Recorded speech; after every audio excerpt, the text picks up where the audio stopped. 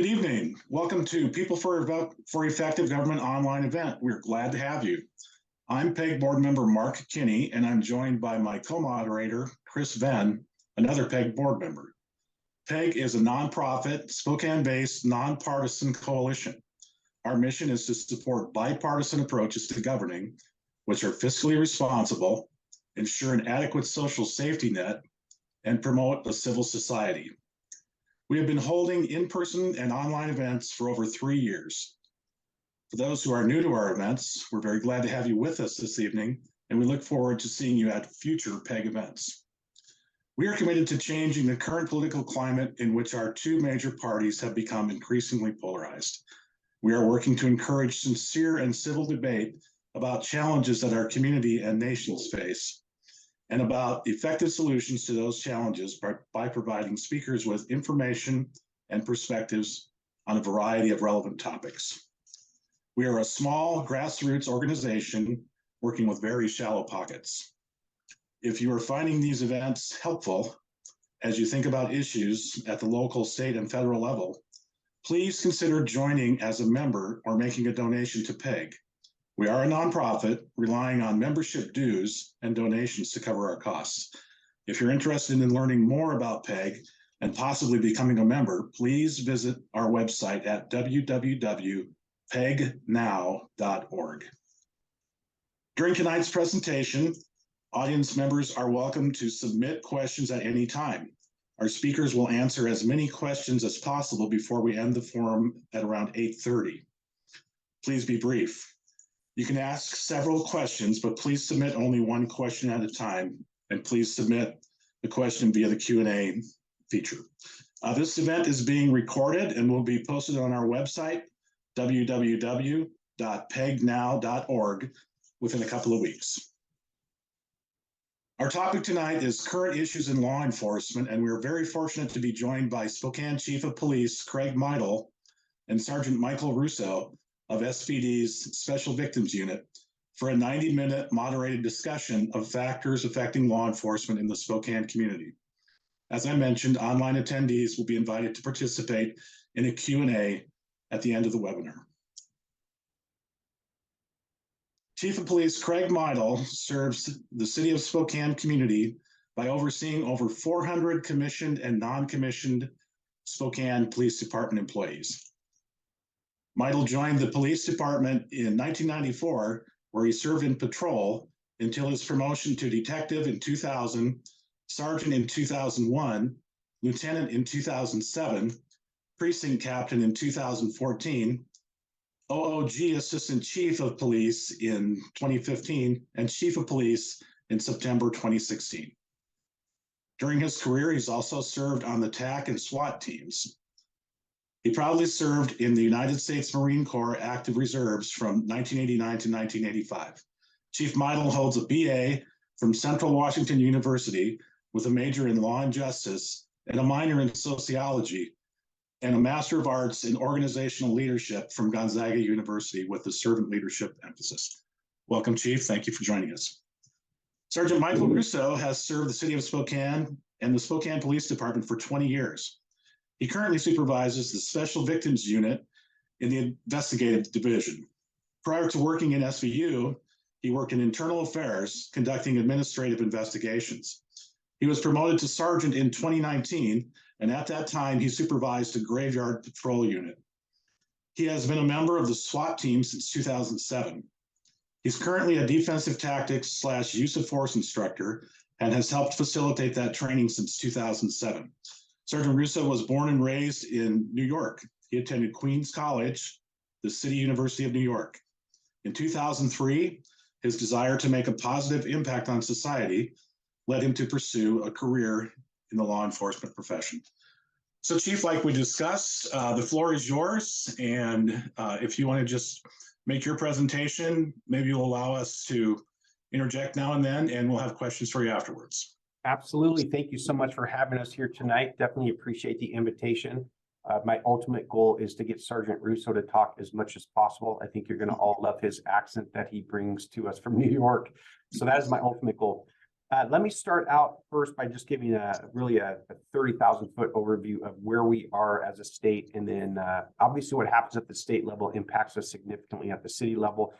Also go over some of the hot topics that are occurring here at the local level. But I'm going to go through this. Hopefully this will spark some conversation points. My intent here is to be completely objective. And we're going to share our experiences through our lenses, things we've seen, things we've experienced, but it is going to be completely objective from our perspective.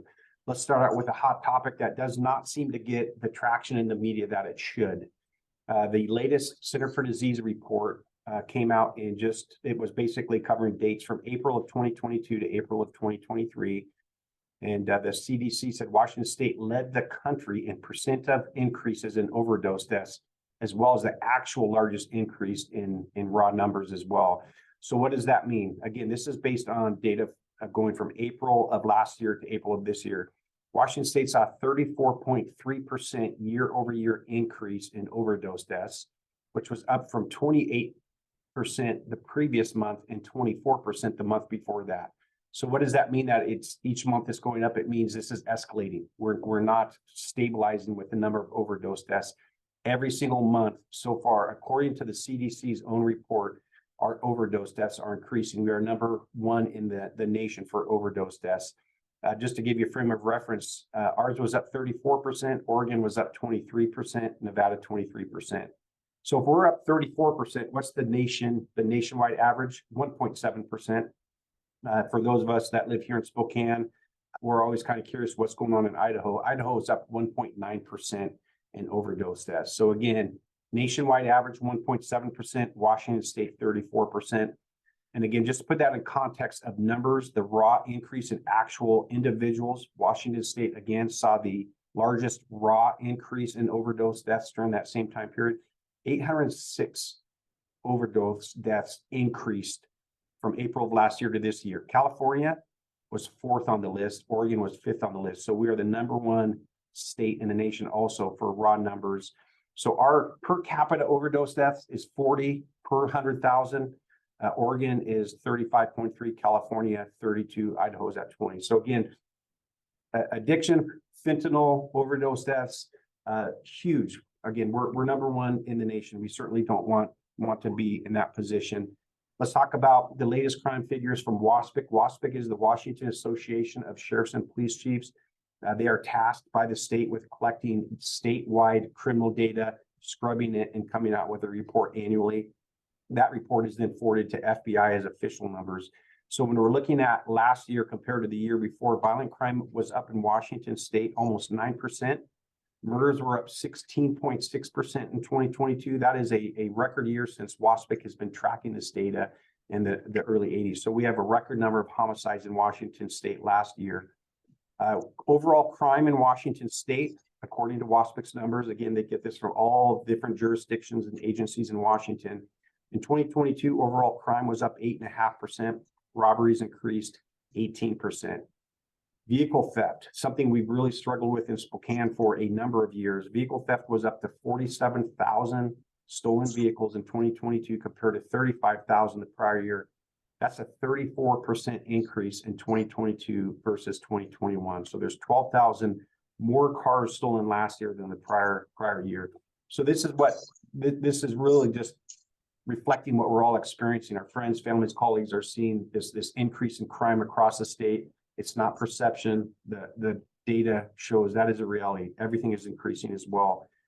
I want to talk about officer staffing. If we were to get to the national average in Spokane City of officers per 1,000, which would be about 2.4, we would need about 200 more officers to get to the national average. And that national average across the nation isn't a goal, it's an actual average. So we would need 200 more officers to get to the national average. Right now, Washington State ranks 51st in the nation for officer staffing. That's if you include Washington, D.C. So this is the 13th year in a row that we have been last in the nation for officer staffing as well. Let's talk about hate crimes. Again, this is the most recent data. This report came out about 2 months ago. Hate crimes in 2022 were down about 8.1%. And I need to clarify this. That's reported hate crimes as well. Along this vein of what we're seeing, what our friends are seeing, our neighbors are seeing, our families seeing with an increase in violence, is assaults on officers was up to 2,375 last year compared to the year before. 42% increase in assaults on law enforcement since 2018. So the level of respect for authority is diminished. I mean, we're all seeing it on the roads. We're seeing it on the streets as well. So we had a record-breaking year of assaults on law enforcement last year as well. One of the things that a great report out there that Senator Padden, Senator Wagner, and Senator Gilden put together. Now, mind you, this was September of 21, but it's still very, very relevant. They came out with an article called Prison Alarm Bells. And what they did is they took an in-depth look at the Department of Corrections. Now, let me just explain real quick how this works. When you hear of Department of Corrections or prisons, that's only felons. People who commit misdemeanors and gross misdemeanors do not go to prison. They cannot, they do not. What you're hearing with county jails across the state, county jails are where you hold people who are awaiting trial, they're awaiting first appearance, or they're sentenced for misdemeanors or gross misdemeanors. So anyone who is convicted of a felony will not spend time in a county jail. They go to the prison. So I want to make sure we understand the difference between jails and prisons, because there's a significant difference. When you go back to 2018, the state of Washington had about 18,000 inmates in the state of Washington. Fast forward to where we're now in 2023, we have about 13,000 inmates. What that means is in the last 5 years, we have reduced our prison population, felons, by 5,000. So that's right around just below 30%. So while Washington State's population is growing, we have reduced the number of prison beds by almost 30% in that same 5 years as well.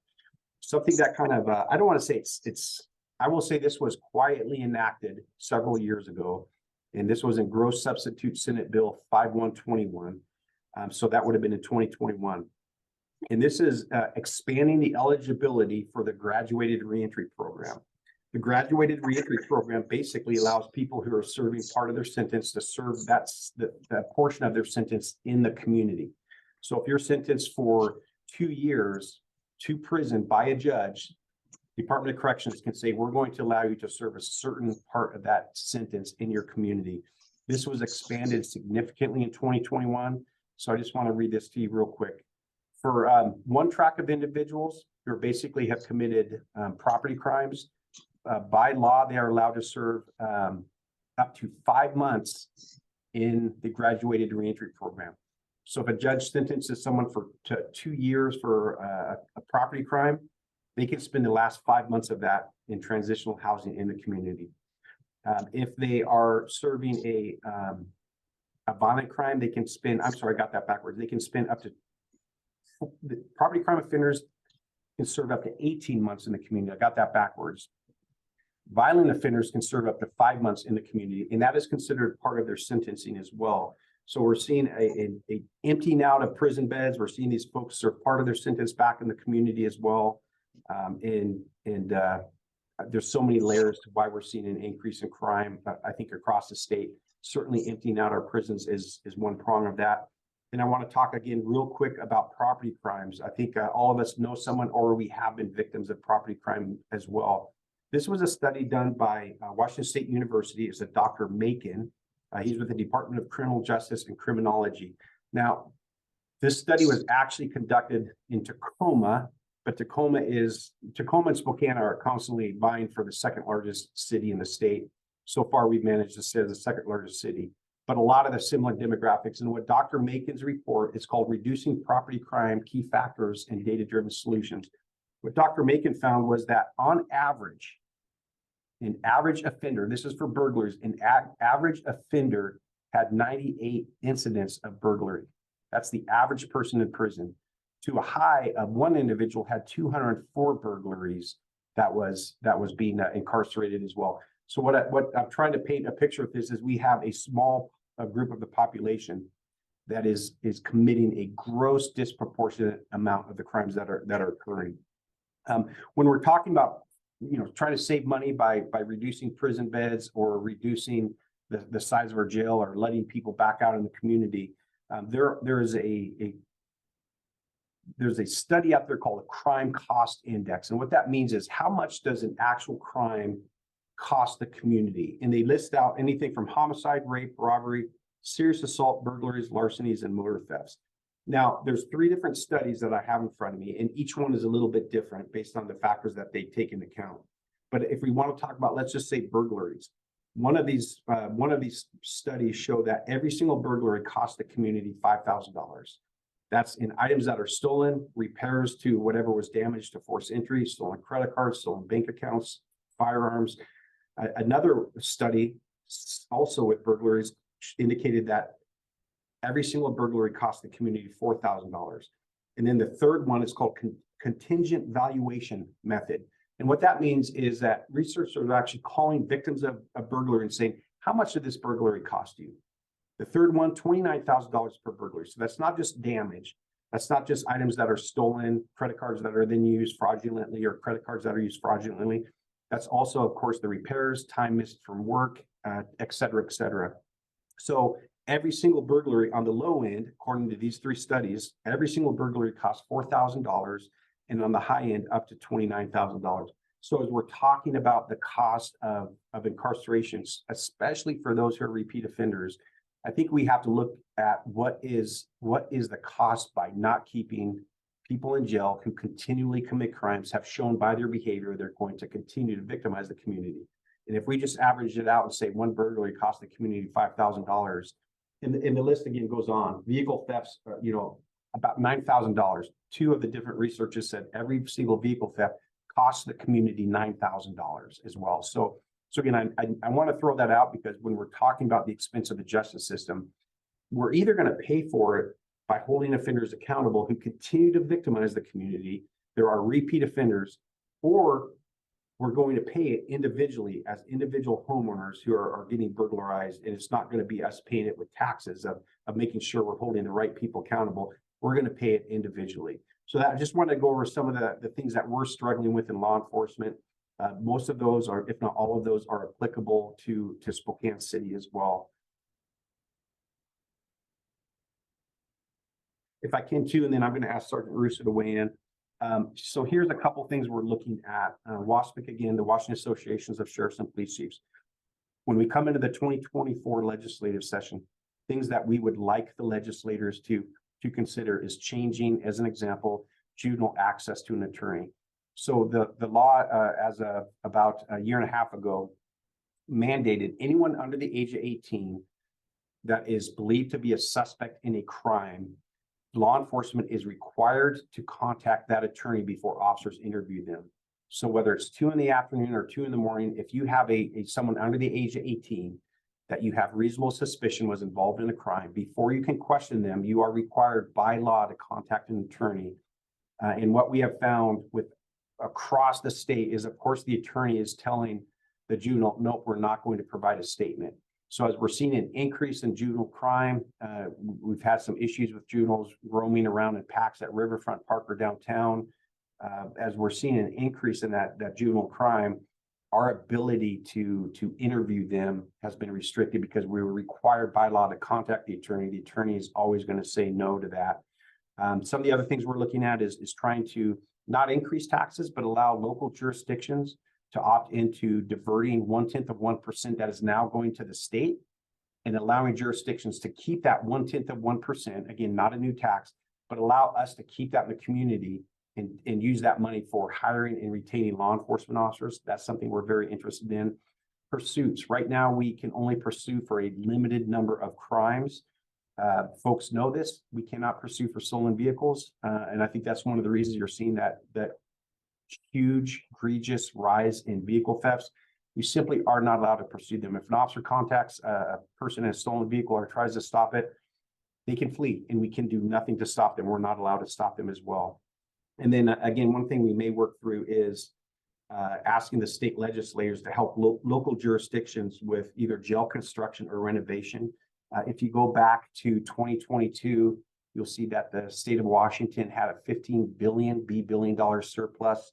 And so we would certainly like to see some of that funding go towards public safety in the different communities. And then if I could, Mike, do you want to talk about just your role, what you do in your position, and then the struggles with juvenile interviews and whatever else you think is relevant? First off, can everyone hear me okay? Yeah. Okay. Currently, I work in the special victims unit, and a lot of that has to deal with any sort of sexual assault, sexual abuse, or severe abuse of children. Until I got into this unit, I never realized how prevalent sexual assault on kids and predatory behavior on young children and severe cases of abuse that they were. I didn't necessarily see that all the time as a patrol officer. So a lot of the population that I deal with are some of society's most vulnerable, right? Kids lacking the ability to protect themselves or remove themselves from the situation. And a lot of our suspects in these cases are also juveniles. And it's very difficult with the Juvie Justice Act when you're trying to put together a case involving juveniles that are being predatory towards indefensible kids. And even when you do, we have several cases here. We had one recently that was, it was a 13-year-old with an 8-year-old victim. 13-year-old totally confessed to their parents, totally confessed to the victim's parents.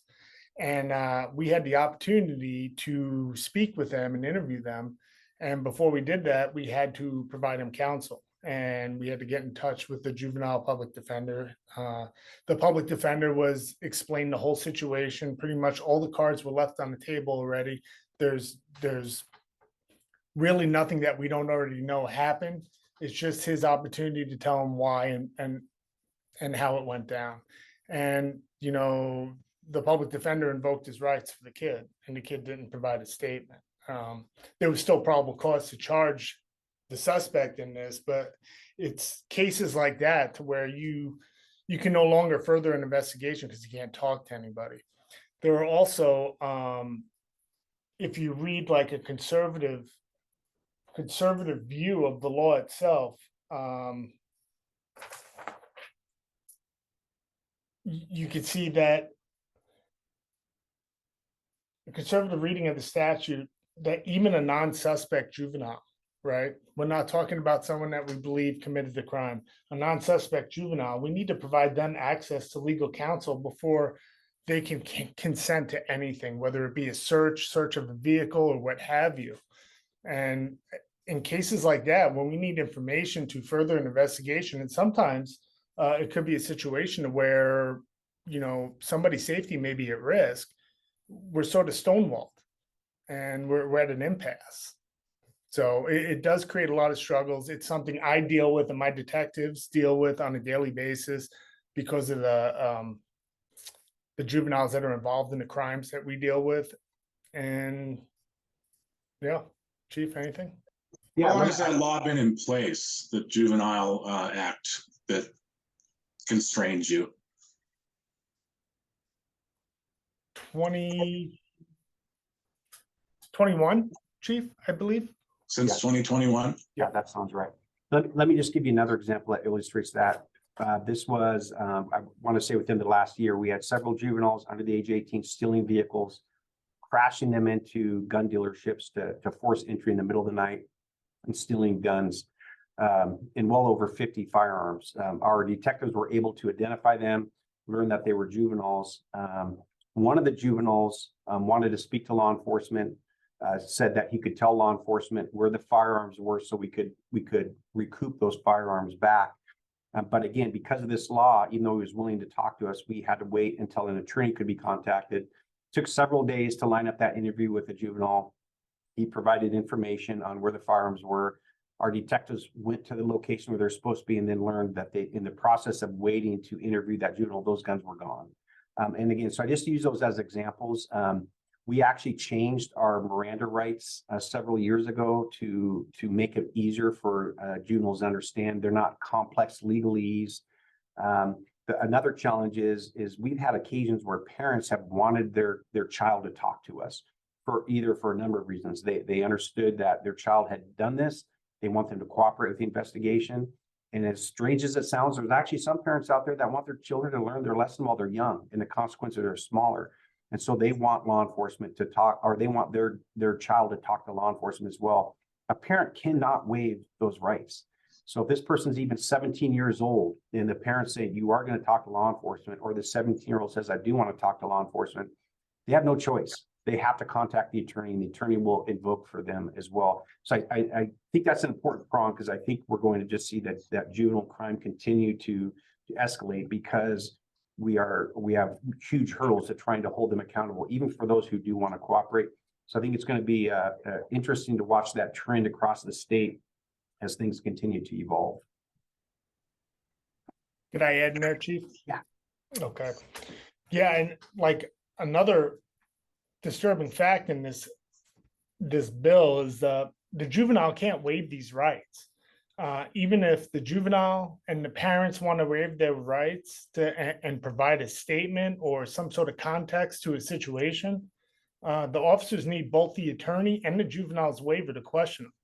So the juvenile could be totally on board and want to provide a statement, but the attorney could come and invoke the rights for him, which becomes problematic. Now, I can understand the nature of the bill, or maybe the intent of the bill is to, sort of safeguard these kids from,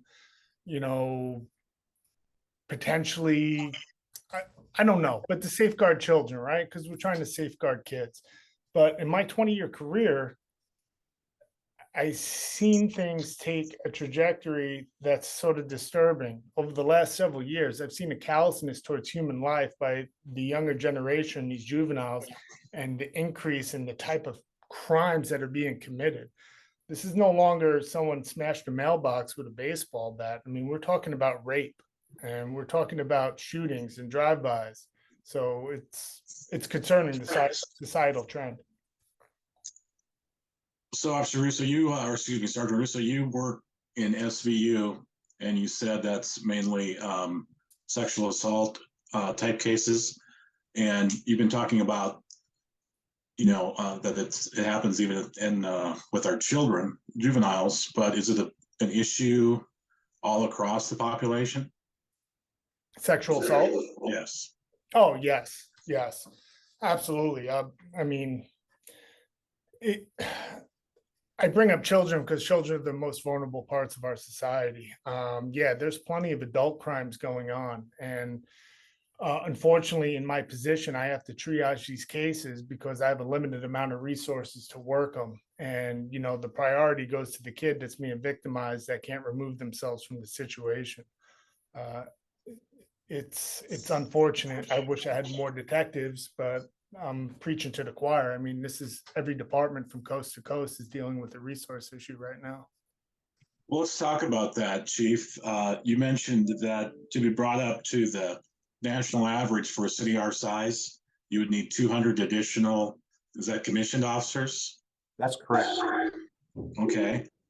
You just brought on 6 new officers last week. Is that correct? Lateral officers?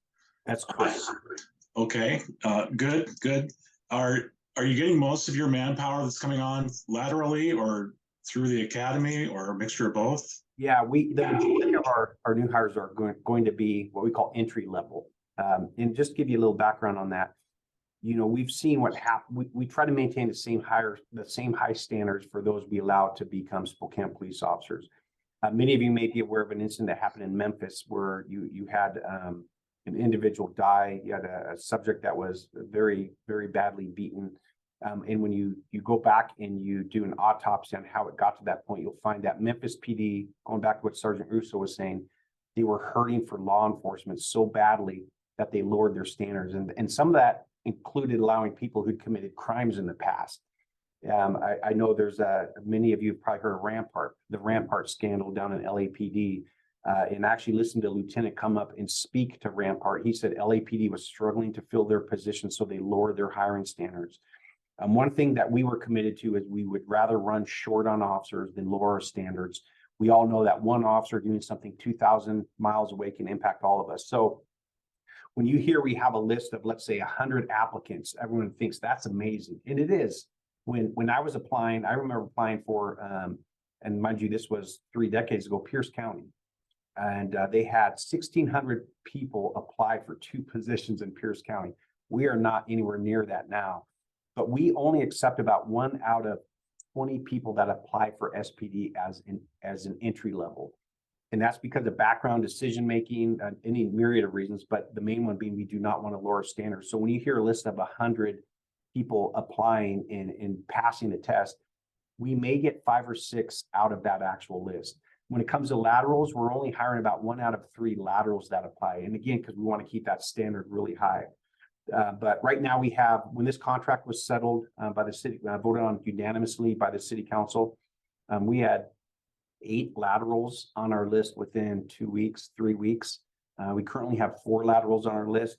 However, the laterals will never keep up with the attrition that we have. So we have to rely on new hires as well. And we're doing that very intentionally of maintaining that standard. I read an article in the Spokesman Review. You have lost 91 commissioned officers since 2020. Does that seem about right? I don't have the number, but I would say that's probably right. Yeah. Is that normal attrition?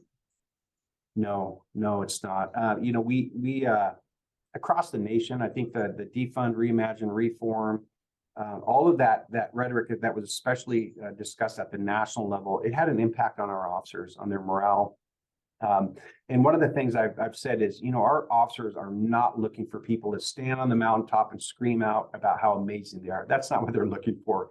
But they're also not looking to be demonized based on the behavior of a few small outliers. As atrocious as some of that behavior was, they're not looking to be lumped in with that entire, they're not looking to have the career lumped in with that behavior.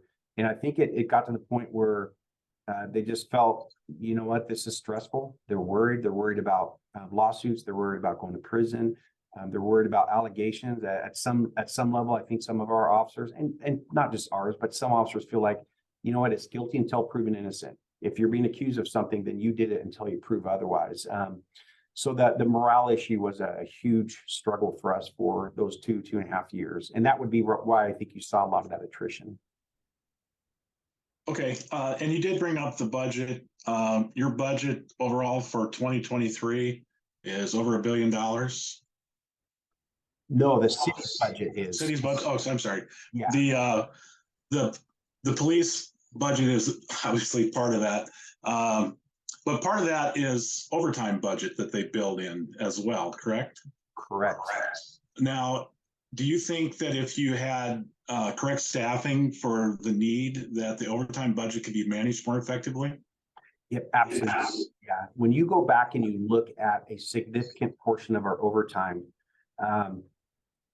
I'll give you an example. We have minimum staffing levels every single day. Every department does. Well, almost every department does. The larger departments absolutely have to, based on call load. So when you look at our minimum staffing levels, you will see that we get probably 2 to 3 emails every day from a sergeant saying, hey, I have someone call out sick. I have someone on long-term injury. I have someone on family leave. I have someone that is light duty. And so we get 2 to 3 emails every day asking for officers to come in just to get that team to minimum staffing. Now, minimum staffing is not ideal staffing. Some of our teams are at minimum staffing every single day. If one person's out, they have to call in someone to keep those levels at minimum staffing.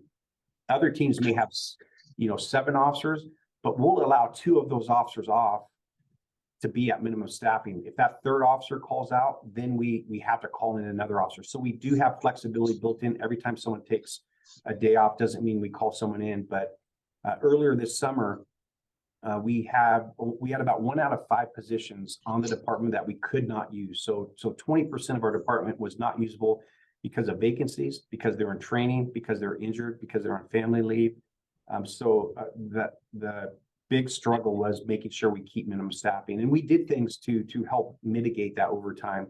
Currently right now we have 8 detectives, so we have vacancies of current investigations, but we need officers on the other end of that microphone when someone calls 911. So we made those 8 detectives, but we left them as assigned on patrol. Again, if someone calls 911, we got to have officers respond. So 8 officers remaining as assigned on patrol right now until we can get our staffing up. We rolled our traffic unit back into patrol. Did not want to do that, but we have to have people on the other end of that line when someone calls 911. We rolled our NROs back into patrol, and then we had 2 domestic violence officers. We still have 4 domestic violence detectives, but we had to roll 2 domestic violence officers back to patrol. Despite all of that, you still saw us struggling to fill those minimum staffing numbers as well. Now, all of those initiatives you just mentioned, was that part of the major reorganization you announced in January? Yeah, that is what led us to look at reorganizing patrol. We went from 4 shifts down to 3. That's not preferable. Officers obviously like the flexibility of having that 4th shift. But you know, one of the things we realize is we exist to serve the community. That's our number 1 priority. So we have to look at what can we do to mitigate the shortages we have to ensure that we're meeting the number 1 priority of SPD to serve the community. Now, here, let me throw the caveat out to that. The only reason police departments exist is to serve their community. But the only way police departments serve their community is through their staff. So morale is a very crucial piece of that as well. They're not separate issues, they go hand in hand. So it's always trying to find that sweet spot between we exist to serve the community, but we're going to have to go to 3 shifts. I know that that's going to be a little bit of a blow to morale, but we had to do that. So we also have to make sure that we're not just doing things regardless of the impact to morale, because the only way we serve that community is through staff. And if you have staff that has low morale, it makes it a struggle for everyone. So do you see any way that you can move forward and build back the staffing? You know, how does that happen? Do you see any real potential for that in the near future? I do. Yeah, we're doing really good. Right now, we're looking at the budget for 2024 across the city. When you look at the general fund, the Spokane Police Department is the biggest chunk of the general fund. The others, you know, Parks has a special fund, Libraries has a special fund, Utilities has a special fund. They're not being funded through the general fund, but you'll see that SPD is being almost exclusively funded from the general fund. We get multiple millions of dollars in grants. Fire is second, but fire also has an EMT levy, so they have separate funding to help offset their costs. So when you're looking at a deficit in the general fund going into 2024, and you know that we are the biggest chunk of it, you know, we believe we could be fully staffed January 1st, but we don't want to fill all of our positions if going into 2024, we're going to have to give someone a pink slip in 6 months. I don't want to hire someone who just left another department or just left their job to become a Spokane police officer. We have a deficit in 2024. I don't want to turn around and give them a pink slip, but if we can find the funding, we will be fully staffed in January with all of our allotted positions, while acknowledging that the allotted positions are drastically shy of what we need to serve the community how we want to. So on that note, the city just approved a new 4-year police contract with the Police Guild last year. Or was it this year? This year. This year. So does that give you some certainty of working with the force, or how does that impact you that you know you've got a 4-year contract in place with your officers? Yeah, it is two things. It is phenomenal for morale because we've been going a number of years without a contract. So it has been phenomenal for morale. I would say that it also has been really good for so far for retention and recruitment. Again, I think within 3 weeks of that contract being signed, you know, we had 8 laterals on the list wanting to come to Spokane PD. I can't remember the last time we had 8 laterals on the list. It has to be well over a decade. We have 4 more that are interested, and we sense because of this contract, we've now become a desirable location. And I think you're seeing people from other departments looking at what Spokane has to offer, not just the police department, but just this area as well. And I think we're really seeing that interest level now. So for us, it was interesting. We struggled for several years with our staffing issues, getting enough people to fill our ranks while not lowering our quality of hires. And now we are getting the quality of applicants, but we're looking at a budget issue. It's like a perfect storm. Okay, well, on that note as well, the DOJ allocated $2.3 million for use with you and the Spokane County, I assume the Sheriff's Department. Is that a significant amount of money? Is it split evenly? I'm trying to, we've actually gotten a few. We received another grant for 1.3 for technology. But all of that money helps, it goes towards equipment. One of the challenges is when you're looking at budget issues, the number one thing you want to do is keep your staff. So that means your equipment's going to suffer, including vehicles. So what that does is that has helped us plug gaps in technology, in software, for helping us. A lot of our crimes now have a component of electronics involved.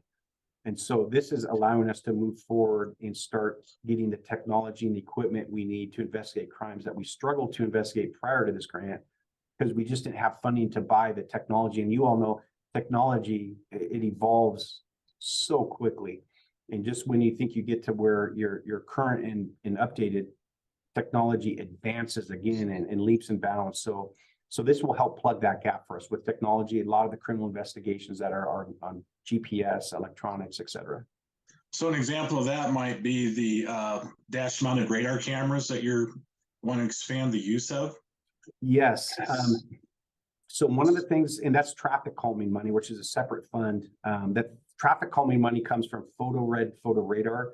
So all those intersections that have photo red on it and people, go through the lights without stopping, they get a citation from the city of Spokane with a video showing that vehicle going through that red light. They then pay that citation, and that's interesting. That's not considered a moving violation. It's still a violation, but it's not a moving violation. If they don't pay that, they basically can't renew the tabs on their vehicle. But a portion of that goes to the state, and the city keeps another portion of that. And that the money that comes from the photo red and photo radar goes into this traffic calming fund. What we did is we went to council and said, listen, we had to roll our traffic unit back.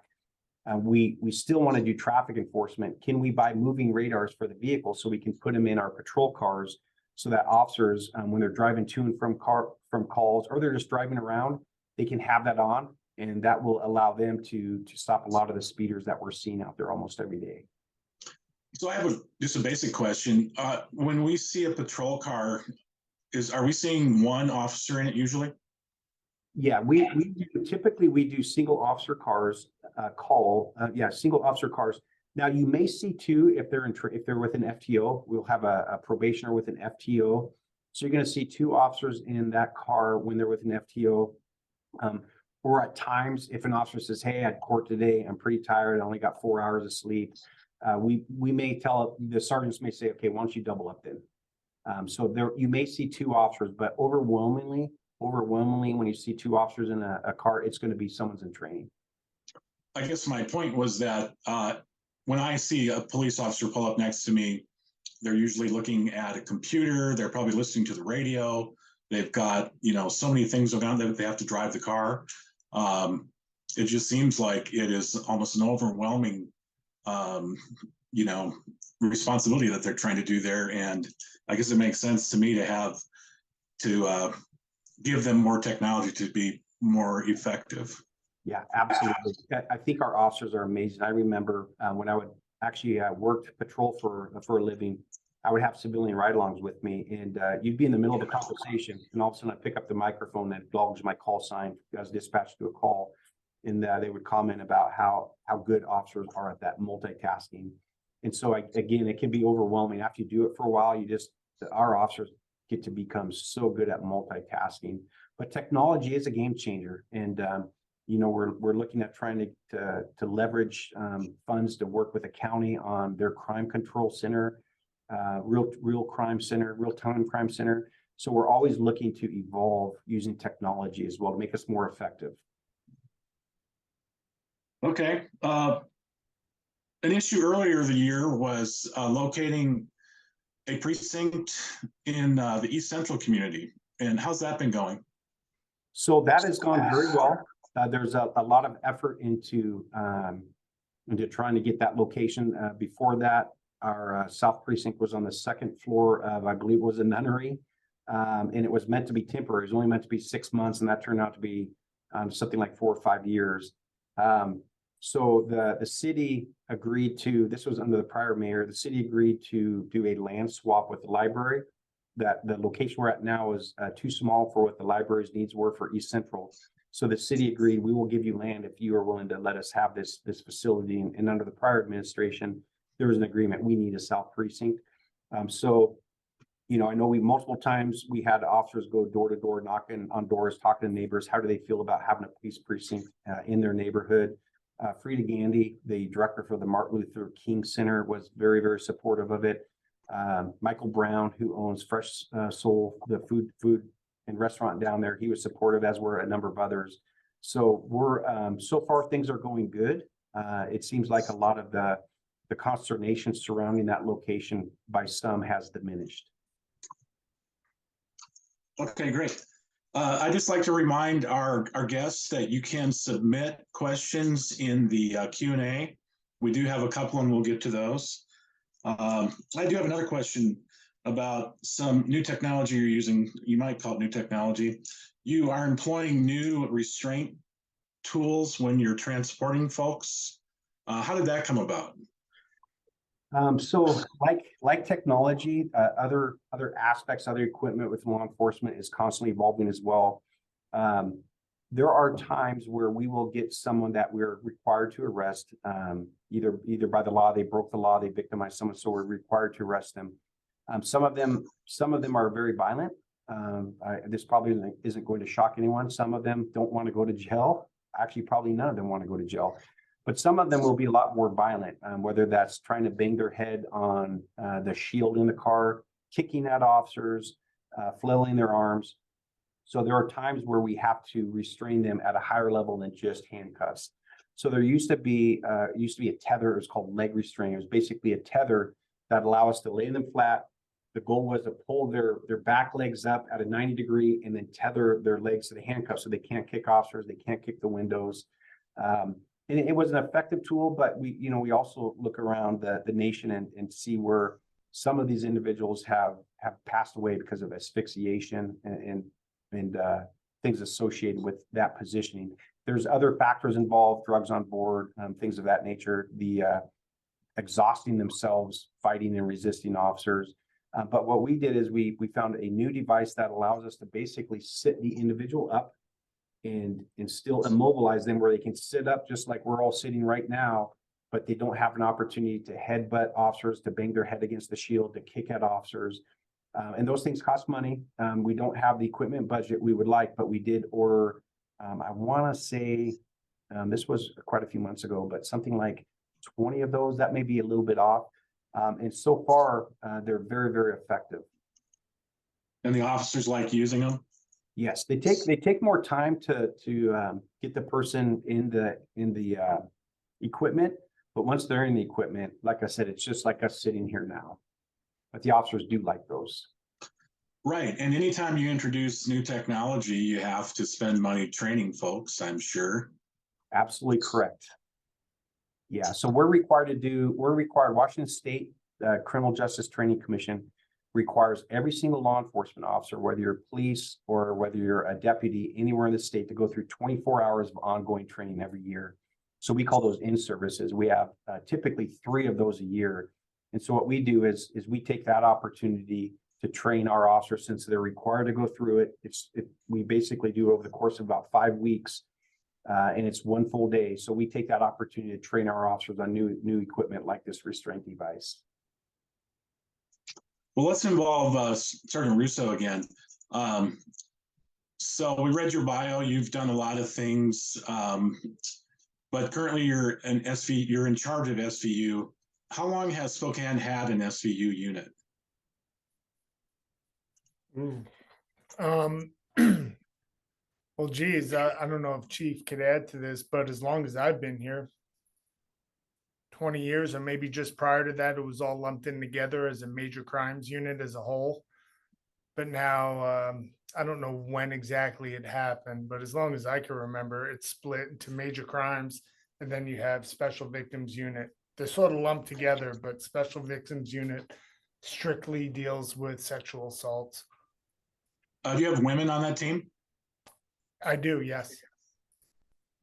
Okay. So what is it? And do you get involved in casework, or are you mainly on a supervisory level? Supervisory level. I review a lot of cases, but our unit, I mean, works collaboratively with Partners, which is a child advocacy center. We utilize them. We collaborate with Lutheran Services, and we're always working with CPS, APS, and Sacred Heart PEDS unit. And working with all the different entities, especially when it comes to sexual assault and trying to best serve these victims who are now survivors. And that comes with a lifelong trauma that they'll need to deal with. We need to have all these resources in place to facilitate the best outcome we can. The criminal justice aspect is just a very small portion of this. There's a lot of different entities involved to get us through. Well, let's Do go we back have a to human trafficking issue in Spokane? Trafficking? Yes. Yes. I work with another detective who works with the task force, but he deals a lot with the trafficking, but you definitely I triage a lot of cases that you could see the undertones of trafficking in there. A lot of it has to deal with drugs too, and they sort of go hand in hand.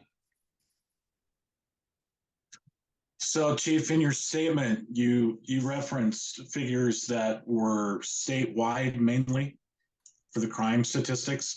And I know you have to go back and rehash the whole thing, but Spokane, were they on par with those in some cases, better or worse?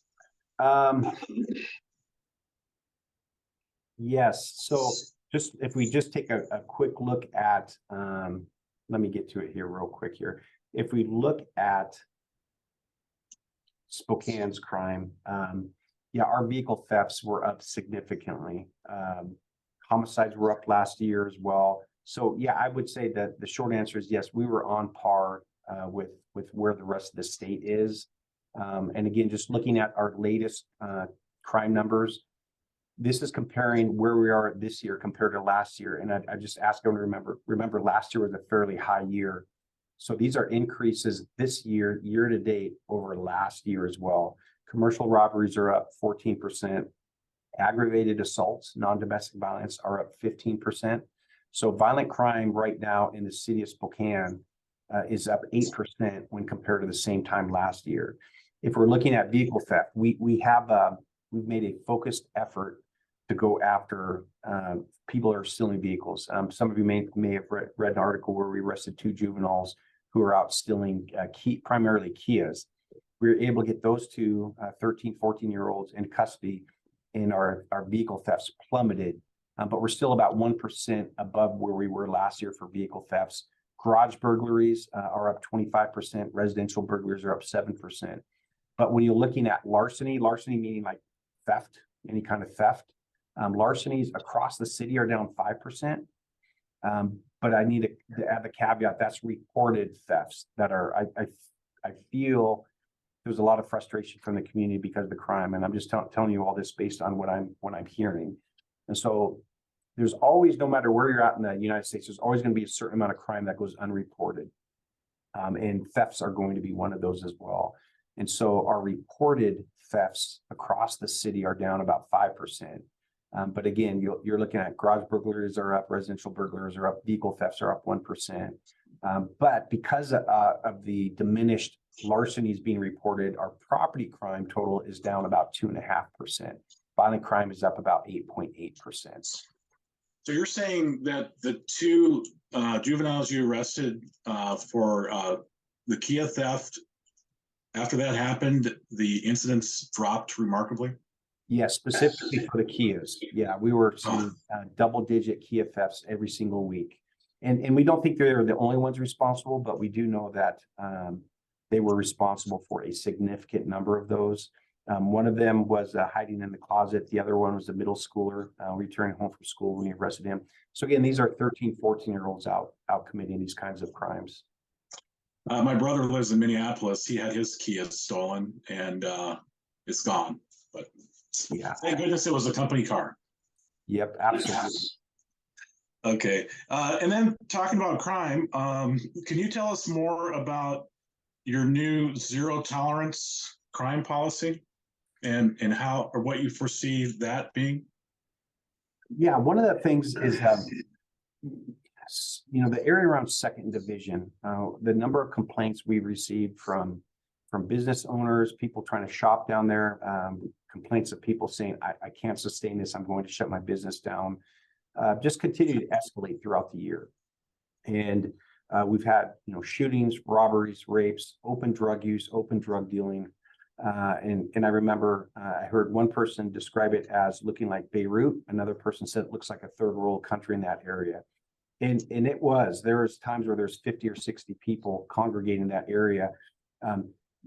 Not all of them up to no good by any means. A lot of them live in the havens there, the Catholic charity havens. They're tired of sitting in their apartment, they come out, but a very significant portion of them engaging in criminal behavior as well. Because of our staffing issues, we do not have enough resources to focus on that area. So our downtown officers also have to handle calls in the rest of downtown in Browns Addition as well. And so they don't have capacity to provide a constant police presence in that area. But anyone who drives through that area can realize this area is really feels like it's out of control. And so what we realized we needed to do is we need a consistent presence in that area. And we need zero enforcement. That most of the days that we've had staff assigned out there, they're offering services to these individuals. Can we take you to the trench shelter? Do you want any kind of treatment? Up until Sunday, absolutely nobody accepted any services at all. On Sunday, they had about 4 individuals out of hundreds of contacts say, yes, we're willing to accept services. So it's probably somewhere around 2% of the folks we're contacting are agreeing to accept services. The rest of them are not interested in services, and they continue to commit crimes in that area. So what we knew we needed to do, because of the businesses, because of visitors coming through one of the main entryways, the gateway to the city of Spokane, because of the crime that was occurring, because people were telling us, I won't go down there, I'm scared to go down there. We had women walking to their car after work that have to be escorted. So we realized we needed to do something. The only way we could afford to give that the attention we needed was to have officers on overtime. We're trying to minimize that by using our Violent Crimes Task Force, Special Investigations Unit, our officers from the Homeless Outreach Team when they're not out helping code enforcement clear out camps.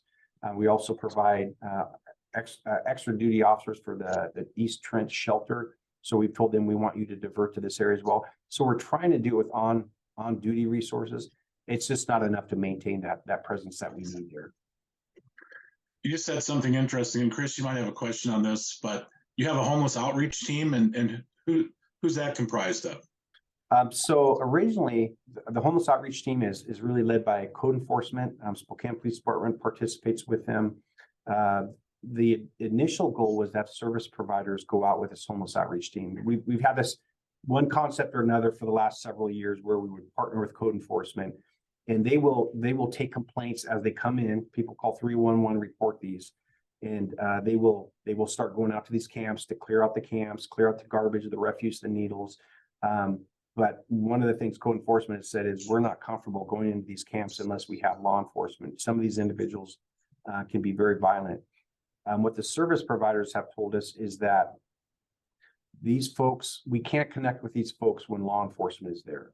So they, again, right, wrong, or indifferent, they said when we're trying to connect with them and gain their trust to get them services, and there's law enforcement right in the vicinity, we're not able to make those connections. So that devolved from having service providers go with code enforcement SPD to now really the homeless outreach team. They still go there, they still offer services to them, but their goal is also to clear camps out, and they are complaint driven. And there are hundreds of complaints right now, so they just take them as they come.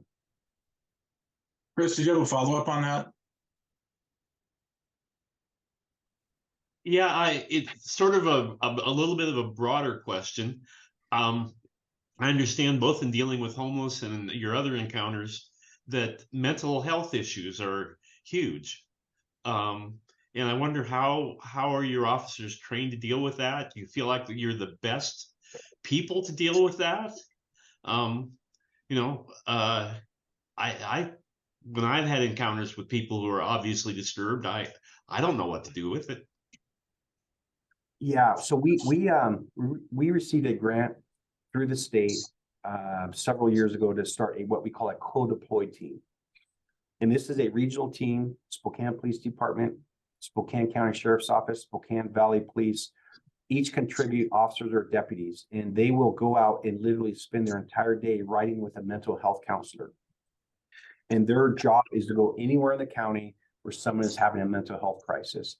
And the goal is to have that mental health counselor be the point of contact with these individuals. The police officer is there, or the deputy is there, to make sure that they're safe. It is wildly successful. It is very helpful. One of the things I've been told too, though, is the mental health counselors are they're in dire need of mental health counselors right now. So they're facing staffing shortages. They're struggling to get qualified applicants as well. So a lot of the folks we're getting are newer folks, and we all know that experience tends to be the best trainer. It's like you can sit in a classroom and listen to theory and philosophy all you want, but a lot of that learning happens out on the street.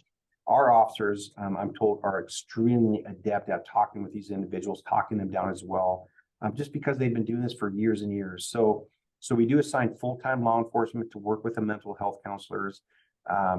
That's one prong of what we do. We also require 40 hours of crisis intervention training for every officer on the department. We were the largest department in the state where every officer had to go through that 40 hours of crisis intervention training. So I think overwhelmingly you'll see that with our co-deployed team, they're making arrests in less than 1% of the contacts. Their uses of force are almost non-existent. They're diverting them from the emergency rooms or from the jail and getting them to commit, or at least trying to get them to commit to accepting services down the road as well for follow-up contacts as well. So that's the first part. The second part of do we think law enforcement is the best to respond to these folks? Maybe not until they are. Some of these folks, and I'm not going to try to be overly graphic, but some of these folks, 9 times out of 10, you'll walk past them, you will have no issue. There will be no problems at all. They're not going to threaten you. Maybe 19 times out of 20, but there's that one time where they're in a crisis. You know, I'm saying this based on experiences where there's a voice that we can't hear, and that voice is telling them that you are Satan, and they are obligated to chop your head off.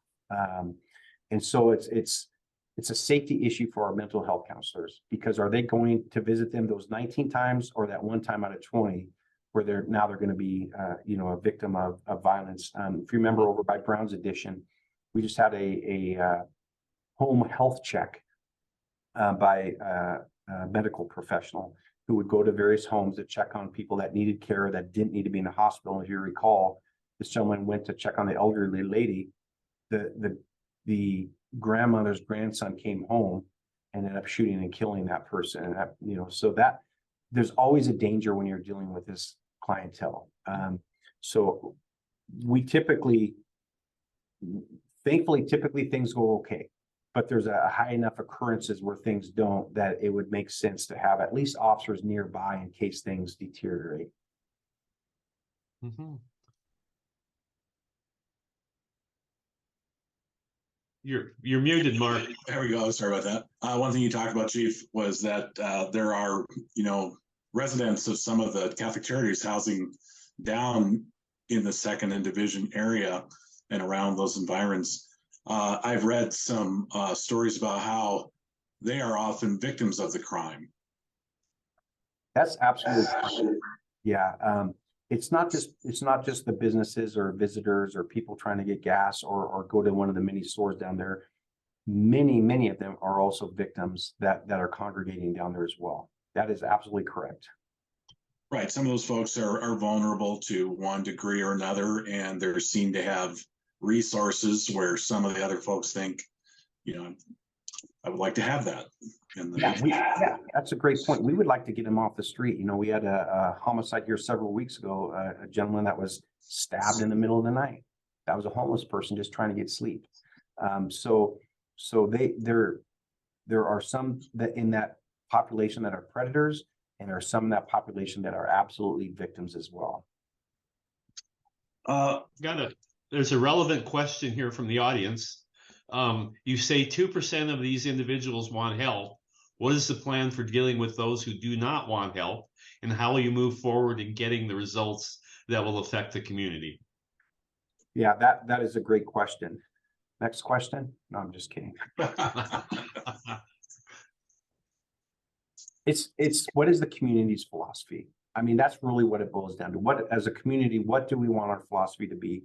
If they are not breaking the law, they have nothing to worry about from Spokane Police Department. I mean, we're there to enforce the law, make sure people stay safe. If they're camping on the sidewalks, if they're aggressively panhandling, if they're accosting people, if they're using drugs, dealing drugs, if they're robbing people, now it's a law enforcement issue. So when it comes to how do we deal with them, we only deal with it through the tools given to us by the legislators, whether that's the state or the city legislators. But what we prefer to see is that many of them, if we go back to, and again, this is just this short 2-week window that we've been down there, if there is, let's say 98%, I mean, I'm just using a ballpark. If there's 98% of them that don't want help, but they are out there and they're breaking the law, we prefer, you don't want help, then we need leverage. It's the carrot or the stick. You can't stay out here and continue to break the law. You just cannot. And we don't want to have to enforce the law, but we also have an obligation to enforce the law. That most of the community expects law enforcement to enforce the law. So what we would prefer to see is that what we commonly hear this phrase diversion. You know, we maybe arrest someone and we want to divert them. I think we have a lot of work to do on our diversion. I think when we arrest someone for a crime that may be unemployed, unhoused, mental health issues or addiction issues, and that is what they're struggling with as well, but they're breaking the law, then we will enforce the law. And the goal of the judges then is to divert them and say, if you accept treatment, if we can get you housing, if you will take your mental health prescriptions, this charge will go away. But I think what we have to look at is past SPD is diversion sounds really, really good on paper. And if it works, I think we would all agree that we should do that. The challenge is we've been talking diversion for years. I mean, I remember probably my 7 years that I've been the chief, we've heard about diversion, deflection, and not putting in the justice system. And meanwhile, we're seeing crime across the state break new record after new record. And Milton Friedman has a quote. Milton Friedman said, one of the greatest mistakes is to judge policies and programs by their intentions rather than their results. So I think all of these suggestions are with the best of intentions. They absolutely are. But what are the results we're seeing in the city? What are the results we're seeing in the state? So to answer the question, I think it has to be a community philosophy. Do we want to continue to allow this because we don't want to send people to jail that may have mental health issues, drug addiction issues, that are homeless, regardless of whether they're breaking the law?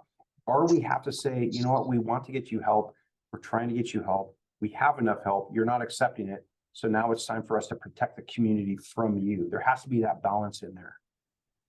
To a certain extent, do you coordinate or collaborate with other agencies on your policing philosophy? Like, for example, the prosecutor's office? Or you guys just kind of, I mean, obviously you are the police and you can make those judgments, but specifically the prosecutor's office, do they ever collaborate with you on, crime trends? Yeah, so I would say the best example of collaboration we have is with Community Court Downtown. And so for a majority of quality of life crimes downtown, if let's say they're sit and lie or unlawful camping or pedestrian interference, the people that are walking down 2nd and 3rd and pounding on cars or threatening people or obstructing traffic, we're required in the downtown area to cite them into what's called community court.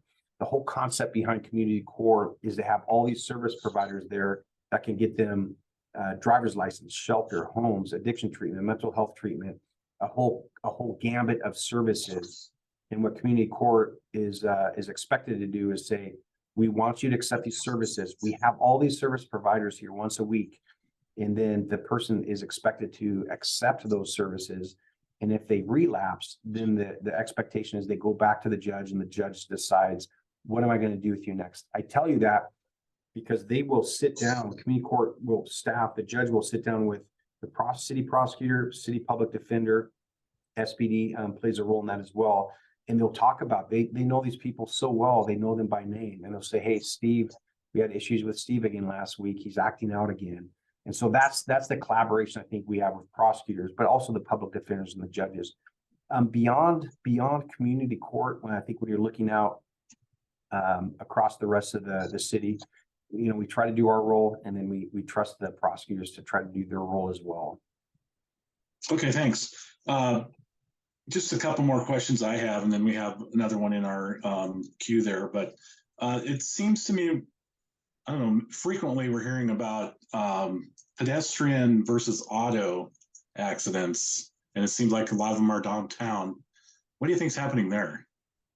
I think there's a couple of things. I think if you Google national traffic fatalities, it is up across the nation. One of the things, so like most professions, I get daily news feeds related to my profession. Some of those news feeds will talk about traffic fatalities, and they are up across the nation. And you'll read what these experts are trying to determine is COVID, it's this, it's that. One of the things I will say is it does feel like anecdotally, well, and actually the data will support, you know, these lockdowns had a weird effect on folks. And we really started to notice the aggressive driving really seemed to skyrocket during COVID. So I think that's part of the issue as well. We're all seeing the aggressive driving out there, and it's not unique to Spokane. I think with the pedestrian fatalities, I think the thing we're seeing, the trend we're seeing is, and again, these investigations aren't done. I won't talk about anyone specifically, but the initial information we're seeing is these folks are stepping out in the roadway without even looking. And some of them are stepping in the road, but not waiting for cars to stop, expecting that car to stop, and that car either doesn't see them or can't stop in time. So far, when you're looking at the fatalities we've seen here as it relates to pedestrians, is we're seeing folks stepping into the roadway when cars aren't stopped, and either expecting them to stop or not even paying attention. Is there an aspect of distracted driving that could be part of it? There could be. On some of it, there could be. I will say that I think distracted driving is playing a role in collisions, definitely outside pedestrian fatalities, but it absolutely could be. One of the challenges too with distracted driving is, you know, most people, I mean, we all pull up the red lights and we see people on their phones, you know, I mean, and how many do we see driving down the road on their phones? One of the challenges, I think, from a law enforcement perspective too, is if you do get yourself in that situation, we're not there. We rely on what witnesses tell us or what the driver tells us. Not many people, I mean, there are some, but not many people are going to confess, yeah, I was on my phone. I didn't see him. I mean, so that doesn't mean it's not happening, but when the only witness that's there is the driver, a lot of them aren't necessarily going to tell us that.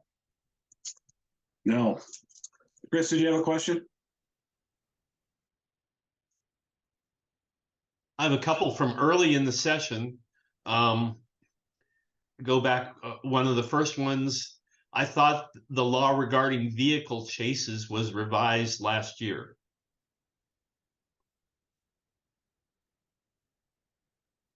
It was, yeah, it was revised. So here's currently what the RCW says. Peace officer may not engage in a vehicle pursuit unless there is reasonable suspicion to believe that a person in the vehicle has committed or is committing a violent offense as defined in RCW 994A. So it's not any violent offense. It's very, very specific on what violent offenses are, including murder, homicide, manslaughter, assault in the first, kidnapping, rape in the first, assault of a child in the first. So those are the only violent offenses that officers can pursue for. Officers can pursue for any assault if it's domestic violence related. But if we have a third-degree assault, if we have a city assault and the person flees in the vehicle, by law, we cannot pursue them. We may pursue for a sex offense as defined in RCW 994A as well, for a vehicular assault or an escape or DUI. Things we cannot pursue for. Stolen vehicle. We get that stolen vehicle in front of us, and they decide they're not going to stop, officers cannot pursue. They will be breaking, obviously breaking the RCW if they pursue. burglaries. If we get behind a vehicle and the person is just committed a burglary, someone calls in and says, hey, this people broke into my neighbor's house. We spot the vehicle. We initiate a traffic stop. They take off. We cannot pursue for burglars. Thefts, we can't pursue for any thefts at all. So while it was updated, a lot of the crime that we're seeing in the city and that is driving our crime numbers, specifically property crimes, cannot pursue for any of those property crimes as well, which has really emboldened a lot of the folks out there that were struggling to hold it accountable. And then there was one more, Chris. Sure. I guess this relates to your story about the guns and the delay, and you didn't get back to them. Why couldn't a juvenile or anyone call Crime Check to report the weapons? Yeah, they absolutely could. So there's a thing called the Aguilar-Spinelli test. And Mike, I would put you on the spot and see if you remember what that is, but I'm not going to do that to you. So anytime someone calls in a crime, unless you want to take this one, Mike. Nope, I got it. Okay.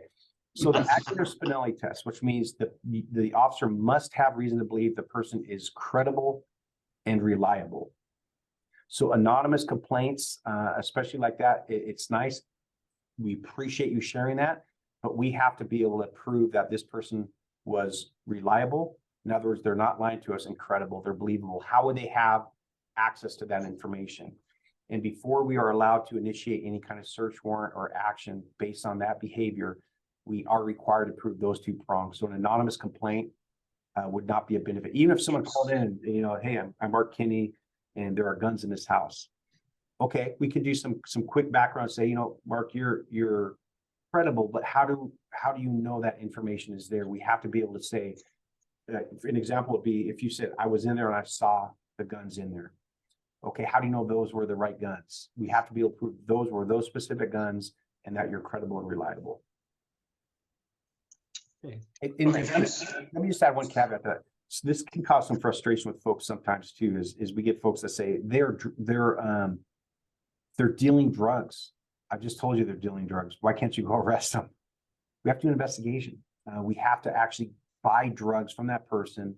So hand to hands, we see it a lot, but it's not what you know, it's what you can prove. We have to prove that this person exchanged whatever small object that was in their hand that we can't see for another small object that is drugs. So, when people call in, they're frustrated, like they're doing hand to hands on there. We have to be able to prove what it was they were exchanging as well. By law. Chief or Mike or both. Two of our guests tonight are longtime volunteers of the COPS program. Can you tell us a little bit about how that benefits SPD? Absolutely. Yeah, I would love to. So COPS is, Chief Mangan brought COPS to Spokane. Going to age myself here. I'd want to say probably the early 90s, if I'm remembering correctly. May have actually been before the early 90s. It was groundbreaking. We had people coming from, this is a true story, all over the nation to ask, how did you get all these community volunteers to consistently volunteer to staff these cop shops and engage with Spokane Police Department? And it was a program that was phenomenal. So our COPS volunteers fill gaps in services that we wish we could provide, we can't. They do CPTED, crime prevention through environmental design, which means if you call COPS and you say, hey, can you come and do a CPTED on my house? They will come, they will send someone trained in CPTED. It's a formalized training, and they will say, here's things you need to do. Get better lighting, cut back these bushes, post signs. So they'll come and they'll do that for free to help harden the target. They will collect fingerprints from vehicle prowlings for us. Because of the quantity of vehicle prowlings, we don't have staff to go out and collect fingerprints. If someone finds a bike or property, they can drop it off at the cop shops. They're calling back some of the victims of crimes as well to see if there's any further follow-up, or if credit cards are stolen, getting numbers. They're also helping walk them through what they need to do now that their credit cards are stolen to prevent themselves from being a victim of further fraud. They do neighborhood on patrol. So again, we wish we had the staffing to have an officer on every corner, right? But they have a program where they will actually have volunteers, and they will drive through the neighborhood and have a presence. Because most folks that commit the crimes, not all, but most folks don't like it when they know others are watching them. So our cops volunteers will do the NOP, neighborhood on patrol as well. So they're really good for filling gaps that we just don't have the staff to fill. Great, I know that they'll appreciate hearing that from you, Chief. Also, they do fingerprinting for kids, which is a big thing. We're almost that to the brings end. up a area that I wanted to address a little bit, and that's community support. And, you look across the country and you've seen areas where there's lots of community support for the police and other areas where not so much. And I wonder what role community support plays in your ability to do your job. And how do you build it? Or even if some of it's gone, how do you rebuild it?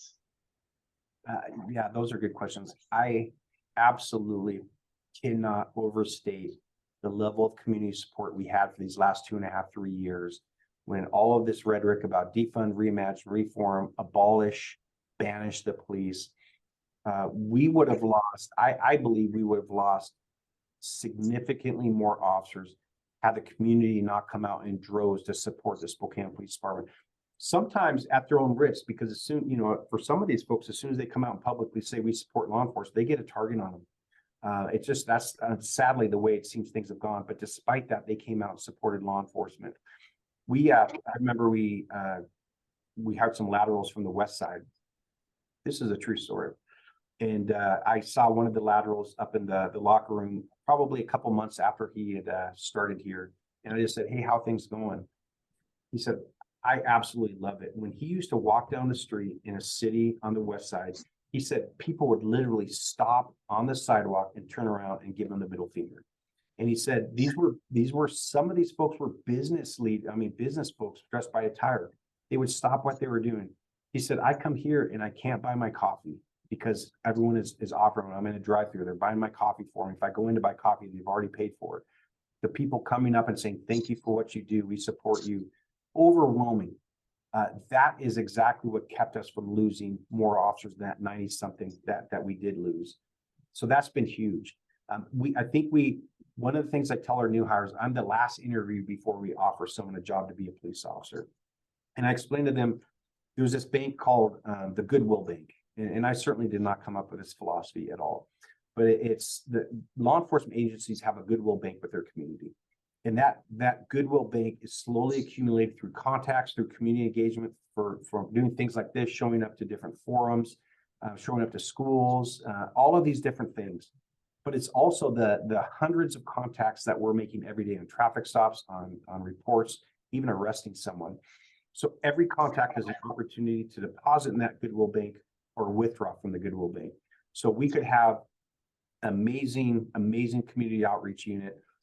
I could say and do the right things every single time, which I certainly do not. But if we have, 350 officers that are constantly being rude, disparaging, arrogant, badge heavy, unprofessional, every contact they're making that withdrawal. So I stress to them that, as much as we can, we want you to make a deposit in that Goodwill Bank. We are humans. Sometimes we miss the mark. Sometimes I miss the mark. But overwhelmingly, it's the community engagement. It's being invited to do things and showing up. But it's also as important, it's how do our officers treat people out on the street while understanding our officers are under a lot of stress. One of the other things we tell them is officers die before the general population. We have higher rates of divorce, cancer, heart attack, depression, suicide. There's a study out of Buffalo, New York that shows on average, Buffalo, New York police officers die 22 years before the general population. I've seen others where it's about 10 years. Everything bad that can happen to human, we have higher rates of. Higher rates of addiction than the general population as well. So the list goes on and on. So they deal with, I tell them, if you become a police officer in any jurisdiction, all you do every day is deal with evil. Something bad happened to someone did that to them, and that is your career for the rest of your life. So I also tell them you have to be intentional of not letting that change who you are. And it takes effort. It doesn't happen naturally. You're not going to just naturally be happy all the time as a police officer. Just because of the nature of being that buffer between good and evil in the community. And so we stress to them, take care of yourself. Healthy officers make good officers, engage with the community. So those are things that I really, really stress with them as well. And I also stress to them, come to work, give 100%. That's what the community expects. That's not unreasonable. But when you're not at work, be a good father, be a good mother, brother, sister, son, fisherman, be good at whatever else. That allows them to recharge. And what the other thing I tell them, it also, when you come to work, don't put yourself in a silo, and don't let anyone else put you in a silo. You are so much more than a police officer. You know, Mike Russo, you know, he's a father, he's a husband, he's a son-in-law. He's used to be a Major League Baseball pitcher. He is a guru in defensive. He's all of these, right? But I say, bring all of that with you, because you're going to be happier. Your home life's going to be better, and you're going to relate to the community better as well. So there's no one thing that we do. It's a compilation of different things. Sounds like you're putting your Gonzaga leadership degree to work every day there, Chief. Trying to. Well, we're going to close with a question for both of you, and it's kind of a big question. You can answer it any way you like. But how can the average person work to avoid becoming a crime victim?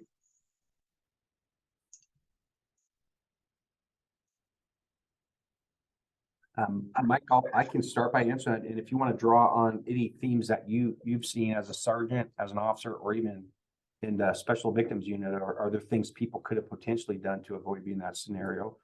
I'm sorry, I missed the question. I was typing It's a something. big You question. said- What can we do to avoid becoming crime victims? And I know that's a huge ball of wax. It could be anything from property crimes to you name it, you know, what you deal with. Maybe it's too big of a question for you. So how about we do this? I'm just gonna thank you for coming today, and give you the opportunity to have some last comments. Well, just to build on what you just asked, I said the biggest thing of not being a victim is situational awareness. Being aware of situations that you're involved in, whether that be, I see a lot of it in the youth and social media, whether it be going to a party or engaging in high risk behaviors. You know, decision making is huge, and I know it as a father, and I see it that growth doesn't happen in comfort, and you learn by making mistakes. But unfortunately, there are so many dangers out there that some of these mistakes are catastrophic results, right? And some of these mistakes you don't come back from. So I think education at an early age, learning about situational awareness and how to avoid these high risk situations that, well, you see it ever more so now in young adults with the access to information and social media and the different platforms that that really are great on one point because you have access to all this information and knowledge, but poor on the other point because it could also be used for evil too, right? True, right. I heard the Spokane Public Schools superintendent speak about the #1 problem they have in schools, and it's social media. And he listed reasons why that was. So, Chief, did you have any final comments? I think Mike did a good job covering it, and it's like you said, Mark, it's so specific to what you're trying to avoid. There is a book out called The Gift of Fear. It's a thick book, and there's unfortunately not cliff notes. One of the things he talked about as well, though, and this is, I'm going to say what the premise of the book is, and this could cause some people to bristle, and yet I think it's important what this book covers, The Gift of Fear, which is listen to that voice in your head. You know, I mean, and it talks about, you know, some of the, and it uses an example of a woman who gets on an elevator, but when the elevator opens, it's at night, she's by herself, there's someone on the elevator that makes her uncomfortable. So this voice is saying, I'm uncomfortable here. But then this other voice is saying, well, I don't want to be judgmental. That's not nice of me. I shouldn't be that way. I feel like I'm a bad person because I'm judgmental. And he uses that as an example. There is this thing called the gift of fear, of listening to that voice that says, I probably shouldn't be here. I probably shouldn't stay here. We've all heard the saying, nothing good happens after midnight. And I think you'll see a lot of that can revolve around different behaviors as well. And if we're talking vehicle problems, don't leave anything of value in your vehicle. I can't believe how many guns we have stolen every year because people leave it, even in nice neighborhoods. No neighborhood is safe from vehicle problems now. People leave guns in there, but don't leave anything of value in your vehicle. Turn your lights on. I mean, I like to save electricity and save money, but you're probably spending, I don't know, 15, 20 cents a night to have your porch lights on. Ring cameras have been huge for us to solve crimes. They're a good deterrent, but they've also been huge for us to solve some pretty major crimes as well. So it's definitely going to be very specific to what area you're trying to keep yourself safer in. Great answers, both of you. Thank you. Okay, so I'm going to close by thanking our panelists, Spokane Chief of Police Craig Meidel and Sergeant Michael Russo of SPD's Special Victims Unit. Gentlemen, thank you. Very engaging, very thoughtful, and a lot of information. Thank you. Awesome. Thank you, Yep, gentlemen. thank you for your service. Yes. Thank you. So we know you're both very busy people. You're probably out 3 to 5 nights a week. So we appreciate you being with us and taking the time to answer our questions. To our folks who are viewing, if you're finding these events helpful as you think about issues in the local, state, and federal level, please consider joining as a member or making a donation to PEG. We are a nonprofit relying on membership dues and donations to cover our costs. If you're interested in learning more about PEG and possibly becoming a member, please visit our website at www.pegnow.org.